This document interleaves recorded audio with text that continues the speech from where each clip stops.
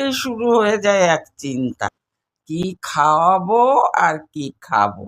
রান্না বান্না সেরে এখন আসলাম আপনাদের দেখাতে কি রান্না করলাম। বেগুন, এঁচড়ের ডালনা, ডাল, ডাল বেটে পেঁয়াজ দিয়ে বড়া, স্যালাড। এঁচড়টা করেছি একটু অন্যরকম করে, জিরে, তেজপাতা, শুকনো লঙ্কা ফোড়ন দিয়েছি।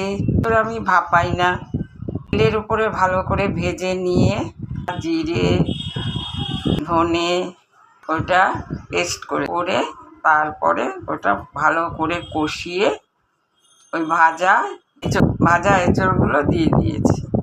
আরেকদিকে মটর ডালের বড়া করেছি ছোট ছোট করে, এই বড়া দিয়েগুলো কড়া করে ভেজে রেখে দিয়েছি। ফুটে গেলে বড়াগুলো দিয়ে আরেকটু ফুটিয়ে ঘি গরম মশলা দিয়ে নামিয়ে নিয়ে করে দেখবেন, এইভাবে ভালো লাগে বেশি। ভাপালে পাংসা লাগে। টক দই তো আছেই।